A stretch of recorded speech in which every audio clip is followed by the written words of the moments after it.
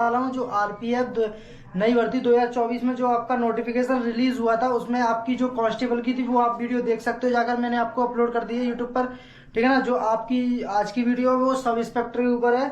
उसमें मैं आपको सारा कुछ क्लियर करने वाला हूँ, जो कि आपका ऑनलाइन फॉर्म अप्लाई होना कब से स्टार्ट होने वाले हैं और आपकी जो लास्ट डेट है वो कब है। सो मैं इस वीडियो के माध्यम से आपको पूरा क्लियर करने वाला हूँ। सो वीडियो आपको अच्छी लगे तो वीडियो को लाइक करके शेयर करके चैनल को सब्सक्राइब कर लें, जिससे फ्यूचर में आने वाला कोई भी अपडेट आपसे छूटे ना, आपको सबसे पहले मिलता रहे। तो मैं वन बाई वन आपको सारा क्लियर करता हूँ। ये है आरपीएफ सब इंस्पेक्टर का ये नोटिस आया है, जो government of India ministry of railway से, ठीक है ना, रेलवे रिक्रूटमेंट बोर्ड से centralize employment notice for RPF number देख रखा है 01/2024, ठीक है ना। ये आपका आरपीएफ है वो वैकेंसी का ये आपको नंबर दे रखा है, ठीक है ना। तो मैं आपको सारा कुछ क्लियर करने वाला हूँ जो सब इंस्पेक्टर के बारे में। तो इसका जो ओपनिंग डेट है, जो आपकी फॉर्म अप्लाई होने की जो डेट है ना, अप्लाई ऑनलाइन की जो डेट है वो भी आपकी 15/4/2024 है, ठीक है ना। और जो जाएगी इसकी जो लास्ट डेट है वो आपकी है 14 मई 2024 इसकी लास्ट डेट है, ठीक है ना। और जो आपकी जो करेक्शन की डेट है ना, जब आप फॉर्म अप्लाई करते हो तो जो आपकी करेक्शन डेट आती है वो आपकी करेक्शन डेट है वो आपका की है 15 मई 2024 से लेकर के टू आपकी 24 मई 2024, ये आपकी करेक्शन की डेट है। जैसे आप फॉर्म अप्लाई कर देते हो उसमें आपका कोई भी एरर हो जाता है, कोई भी मिस्टेक हो जाती है आपको डॉक्यूमेंट अपलोड करने में या कुछ करने में, तो आप उसको करेक्ट अपना कर सकते हो, ठीक है ना। तो अब मैं आपको ये बताने वाला हूँ जो आपकी सब इंस्पेक्टर की जो वैकेंसी है, सब इंस्पेक्टर की जो है, इसमें जो आपकी सैलरी रहने वाली है वो आपकी लेवल 6 की सैलरी रहने वाली है। लेवल 6 की आपको सैलरी देखने को मिलती है और इसमें जो सैलरी मिलती है वो आपकी 35,400 की अप्रोक्स आपको सैलरी मिलती है। 35,400 की अप्रोक्स आपको सैलरी मिलती है। और इसमें जो B1 का आपको मेडिकल फैसिलिटी मिलती है, ठीक है ना। और यहाँ पे जो आपकी मिनिमम क्वालिफिकेशन जो रहने वाली है वो आपकी ग्रेजुएट, आप ग्रेजुएट है तो इसमें फॉर्म अप्लाई कर सकते हो। और आपकी इसकी जो एक और बात आती है कि जो अगर आप इक्विवेलेंट हो, मतलब आपने अभी भी ग्रेजुएशन है वो फाइनल नहीं कर पाई है, आप मतलब फाइनल पे ही हो, फाइनल प्राइवेट पे आप एग्जाम देने वाले हो, ठीक है ना, उसके या एग्जाम देने वाले हो या आपका रिजल्ट नहीं आया कुछ भी एनी कारण से कुछ भी है ना, तो आप इसमें आपका जो रिजल्ट है वो आपको 15/4/2024 तक आपका 15/4/2024 तक आपका रिजल्ट आ जाए तो आप इसमें अप्लाई कर सकते हो। अगर आपका रिजल्ट नहीं आता है, किसी कारणवश देरी हो जाती है, तो आप इसमें फॉर्म अप्लाई नहीं कर सकते हो, ठीक है ना। मैं आपको बताने वाला हूँ जो आपकी एज क्राइटेरिया के बारे में।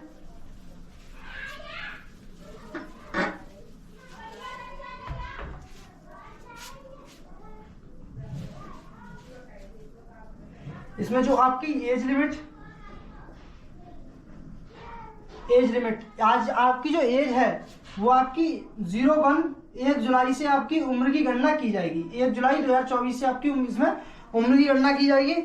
और यहाँ पे आपकी जो मिनिमम एज है, वैसे जो आपकी एज रहती थी वो आपकी 20 से 25 रहती थी, 20 से 25। जो आपका कोविड-19 की वजह से जो महामारी थी कोविड-19 की, उसकी वजह से आपको 3 साल का एज रिलैक्सेशन और दे दिया आपको, प्लस पॉइंट ये है आपके लिए, ठीक है ना। तो जो आपकी मिनिमम एज वो मैक्सिमम एज रह जाती है वो 20 से 28 रह जाती है।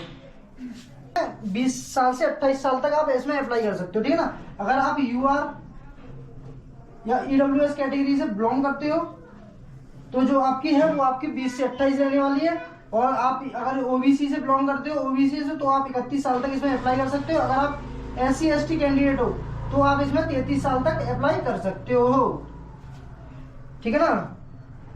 मैं आपको बता दूं जो आपका प्रोसेस रहने वाला है, जो आपका ऑनलाइन एग्जाम जो भी टेस्ट होने वाला है वो आपका किन की प्रोसेस में रहने वाला है, ठीक है ना।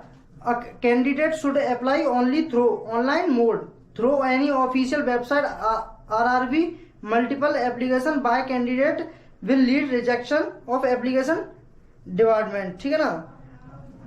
फर्स्ट जो आपका स्टेज होता है वो आपको फॉर्म अप्लाई करना पड़ता है।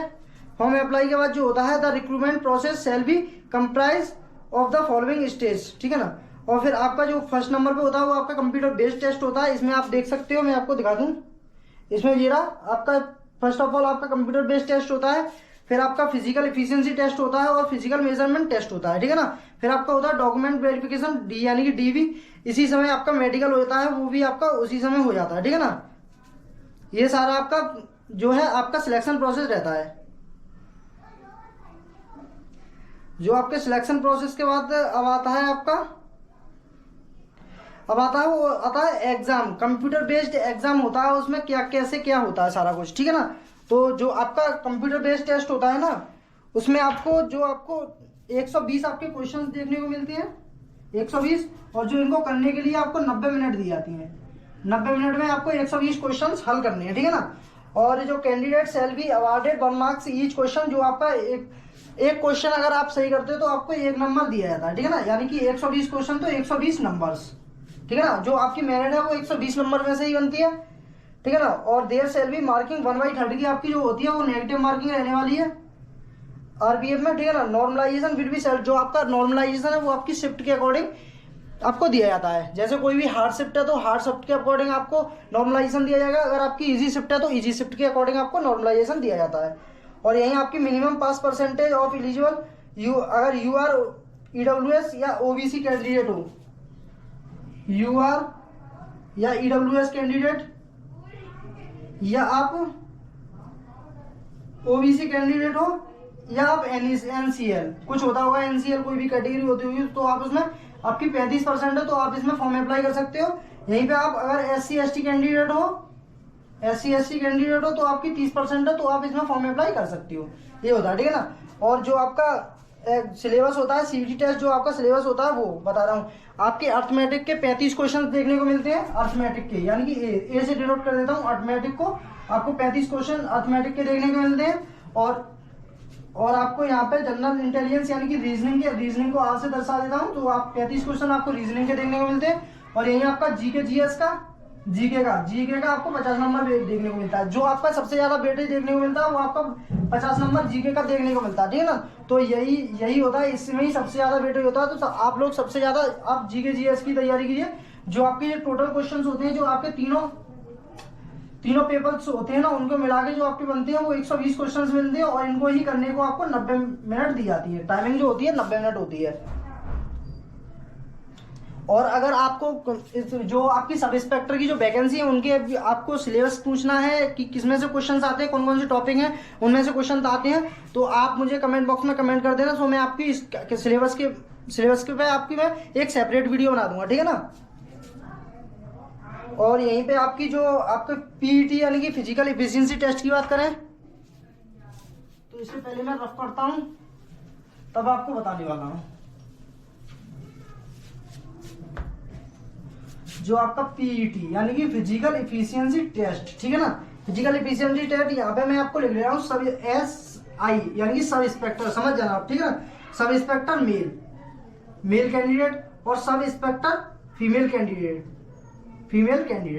जो आपकी 1600 मीटर रहती है वो मेल के लिए रनिंग रहने वाली है, 1600 मीटर, है ना। जो आपको इसको टाइमिंग दी जाती है वो 6 मिनट 30 सेकंड आपको इसको पूरी करने में रनिंग को इतना टाइमिंग दिया जाएगा 1600 मीटर के रनिंग के लिए, ठीक है ना।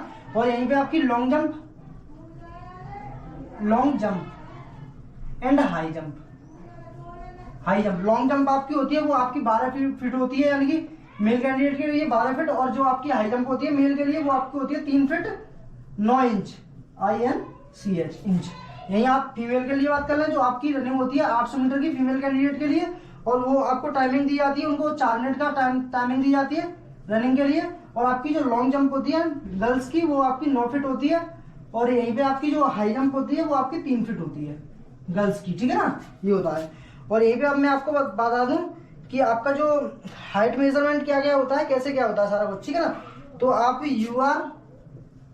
यूआर या ईडब्ल्यूएस या आप ओबीसी कैटेगरी से आते हो तो आपकी जो मेल कैंडिडेट के लिए जो हाइट है वो 165 सेंटीमीटर, ठीक है ना। और यही फीमेल के लिए रहने वाली है वो आपकी 157 सेंटीमीटर रहने वाली है। और यहीं पे जो आपकी चेस्ट की बात कर रहे हैं, जो मेल कैंडिडेट होते हैं उनकी चेस्ट के बारे में बात कर रहे हैं, तो अनएक्सपेक्टेड यानी कि अनएक्सपेक्टेड मतलब बिना फुलाए के आपकी 80 चेस्ट होनी चाहिए। UR EWS OBC में, ठीक है ना। और आपकी जो एक्सपेक्टेड करके जो आपकी चेस्ट होनी चाहिए वो 85 सेंटीमीटर होनी चाहिए, ठीक है ना। और यही हम SC ST कैटेगरी की बात कर रहे हैं, SC और ST कैटेगरी। तो यहाँ पे मैं आपको बता दूं जो आपकी मेल की रनिंग वो मेल की हाइट रहने वाली है SC ST कैटेगरी में वो 160 सेंटीमीटर हो, तो आप इसमें फॉर्म अप्लाई कर सकते हो। और इसमें जो फीमेल की होती है 152 हो, तो इसमें फॉर्म अप्लाई कर सकते हो। जो इसमें जो चेस्ट का क्राइटेरिया होता है वो 76.1 होता है, ठीक है ना, 76.2 होता है। और यहीं पे जो आपकी एक्सपेक्टेड करके चेस्ट होती है वो आपकी 81 के समथिंग आपकी चेस्ट होनी चाहिए, 80.12, ठीक है ना, ये चेस्ट होनी चाहिए। यही आप अगर गोरवास या गोरखास या मद्रास पद्रास से आते हो तो आपकी जो हाइट है वो आपकी 163 सेंटीमीटर होनी चाहिए। जो और फीमेल की जो होती है वो 155 सेंटीमीटर हो, तो इसमें फॉर्म अप्लाई कर सकते हो। और यहीं पे आपकी जो चेस्ट है वो 80 से 85 होनी चाहिए, यानी कि अनएक्सपेक्टेड 80 और एक्सपेक्टेड 85, ठीक है ना। और यहाँ पे जो आपकी कैटेगरीज वाइज वैकेंसी होती है उनके बारे में और मैं बताने वाला हूँ।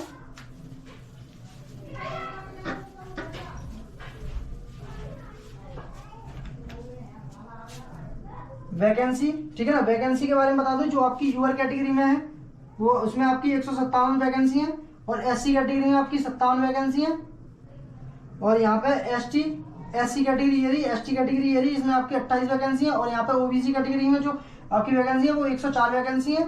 और यहीं आपकी EWS कैटेगरी में 38 वैकेंसी है।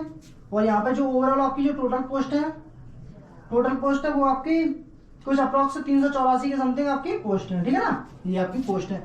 अब हम ये तो आपकी मेल की हो गई, और अब मैं बात करने वाला हूँ फीमेल की जो आप वैकेंसी है उनके बारे में। तो आपकी UR कैटेगरी के लिए आपकी 28 वैकेंसी है। और यहीं पे आपकी SC कैटेगरी के लिए जो आपकी वैकेंसी है वो 10 है। और ST कैटेगरी के लिए आपकी जो वैकेंसी है वो 5 है। और OBC कैटेगरी के लिए जो आपकी वैकेंसी है वो आपकी 18 वैकेंसी है। और यहीं पे EWS कैटेगरी के लिए आपकी 7 वैकेंसी है। और जो टोटल आपकी पोस्ट है वो आपकी 68 वैकेंसी है फीमेलों के लिए। तो आप देख सकते हो फीमेल कैंडिडेट के लिए कितना टफ कॉन्फिडेंस है। जो आप EWS या एक्स सर्विसमैन हो तो आपको जो 10% का कोटा दिया जाता है एक्स सर्विसमैन के लिए, तो इसमें आपकी जो एक्स सर्विसमैन के लिए जो वैकेंसी है वो आपकी 45 वैकेंसी है, ठीक है ना। और यही जो एप्लीकेशन फीस की बात करें तो अगर कोई फॉर ऑल कैंडिडेट है, ऑल कैंडिडेट के लिए जो आपकी चालान फीस रहने वाली है वो आपकी 500 रुपये रहने वाली है, 500 रुपये।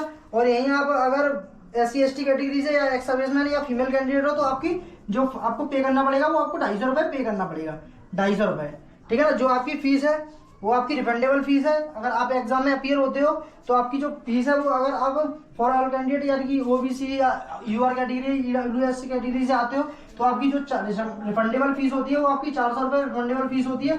अगर आप SC ST या फीमेल कैंडिडेट हो तो आपकी पूरी 250 रुपये रिफंड की जाएगी फीस। तो आई होप मैंने आपको सारा कुछ बता दिया। मैंने जो आपकी अप्लाई करने की डेट थी और लास्ट डेट थी और करेक्शन डेट के बारे में सारा कुछ बता दिया है। तो आई होप आपको वीडियो क्लियर हो, तो वीडियो को लाइक करके शेयर करके चैनल को सब्सक्राइब कर लें, जिससे फ्यूचर में आने वाला कोई भी अपडेट आपसे जुड़े ना आपको सबसे पहले मिलता रहे। तो मिलते हैं तक किसी नेक्स्ट वीडियो में, तब तक के लिए till then bye bye, have a nice day, thanks watching this video. जय हिंद, जय भारत। और मैं आपको एक और बात बता दूं, जो आप मेरा टेलीग्राम चैनल है आप उससे ज्वाइन हो सकते हो, मैं आपको डिस्क्रिप्शन में उसकी लिंक दे दूंगा।